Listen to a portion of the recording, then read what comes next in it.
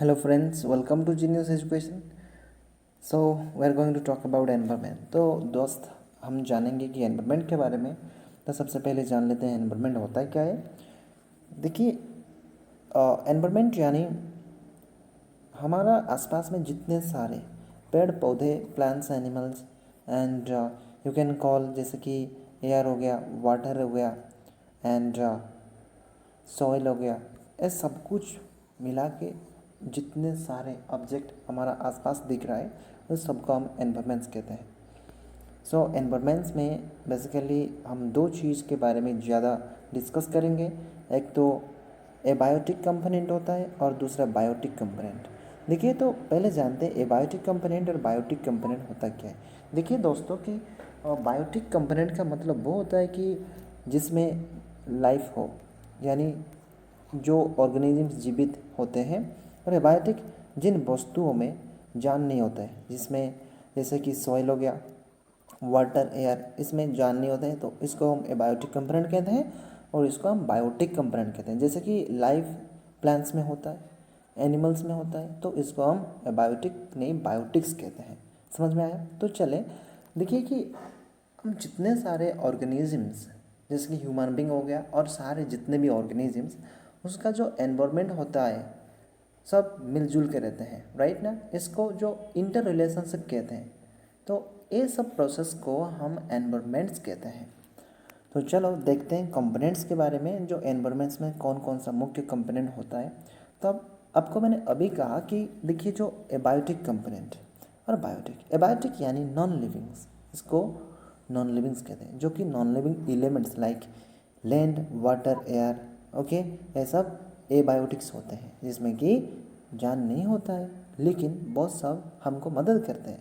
ठीक है यार, जैसे कि हम ऑक्सीजन इंटेक करते हैं, CO2 रिलीज करते हैं, और लैंड के ऊपर हम अपना घर बनाते हैं। जैसे पानी हम पीते हैं, पानी का इस्तेमाल करते हैं। तो इसलिए हमारा जो इंसान के साथ एबायोटिक कंपोनेंट्स का भी जो रिलेशनशिप है, जो इस इंटर रिलेशनशिप को क्या बोलते हैं, relationship between abiotic component and this biotic component. और इस जो सारे प्रोसेस को हम क्या बोलते हैं कि एनवायरनमेंट्स कहते हैं। देखिए नंबर बी के बारे में, जो बायोटिक कंपोनेंट्स, बायो यानी लाइफ, बायोटिक कंपोनेंट्स होते हैं जो सबके जिसमें लाइफ्स होता है, जो जान होता है, राइट ना। जैसे कि हम कह सकते हैं लाइफ फॉर्म्स लाइक प्लांट्स होते हैं, एनिमल्स होते हैं एंड डिकम्पोजर्स होते हैं। प्लांट्स कौन होते हैं? प्लांट्स जो कि अपना जो फूड खुद बनाते हैं उसको प्लांट्स कहते हैं। और एनिमल्स प्लांट्स के ऊपर डिपेंड करता है डायरेक्टली और इनडायरेक्टली।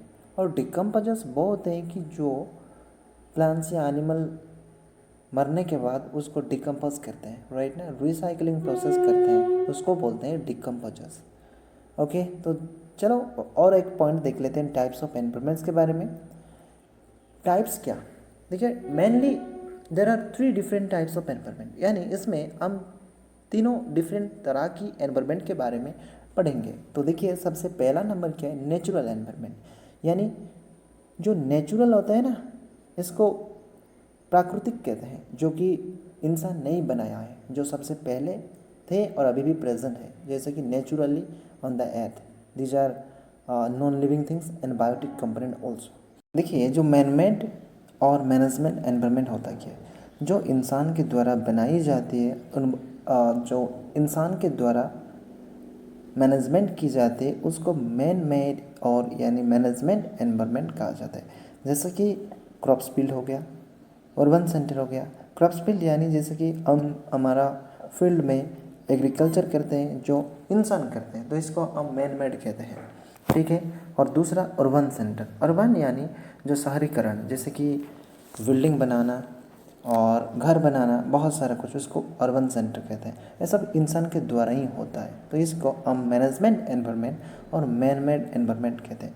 जैसे कि इंडस्ट्री वगैरह हो गया, इंडस्ट्री को भगवान नहीं बनाया ना, इंडस्ट्री को इंसान बनाते हैं, तो इंसान बनाने वाला चीज़ है, इसको मैन मेड कहते हैं। सो नंबर सी में देखते हैं हम कि सोशल एनवायरनमेंट होता क्या है? देखिए, सोशल एनवायरनमेंट यानी सामाजिक एनवायरनमेंट।